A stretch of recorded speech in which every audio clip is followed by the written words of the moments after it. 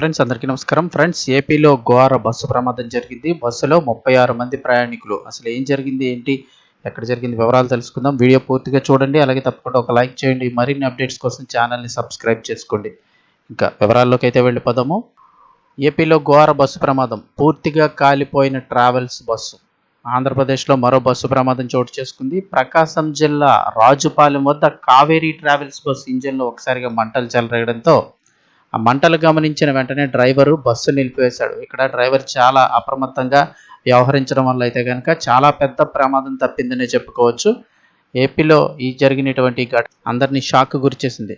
మంటలు వ్యాపించిన వెంటనే బస్సు నిలిపేశాడు డ్రైవరు. మంటలు వ్యాపించే క్రమంలోనే ప్రయాణికులు అందరూ వెంటనే అలర్ట్ అయ్యి బస్సు నుండి కిందకి దిగేశారు. బస్సులో దాదాపు 36 మంది ప్రయాణికులు ఉన్నట్లు సమాచారం.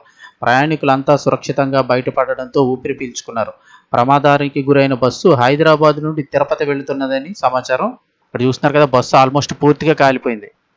ఇలా ఉంటే ఏమాత్రం డ్రైవర్ గమనించకపోయినా వేరే ఏ సిచ్యువేషన్ కొద్దిగా అటు ఇటుగా అయినా చాలామందికి ప్రాణాపాయ పరిస్థితి అయితే ఉండేది. ఎందుకంటే ఇది ఇలా గత ఏడాదిలో ఏపీలో 2 వరుస బస్సు ప్రమాదాలు ఆందోళన కలిగించిన సంగతి తెలిసిందే. మార్కాపురం జిల్లాలో మార్చి 26 జరిగిన బస్సు ప్రమాదంలో ఏకంగా 13 మంది మరణించారు.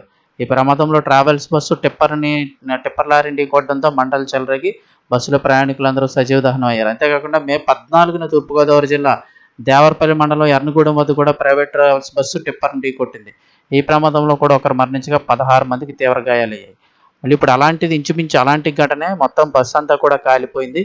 అయితే డ్రైవర్ అప్రమత్తత వల్ల 36 మంది ప్రయాణికులు కూడా సురక్షితంగా ఉన్నట్లు సమాచారం.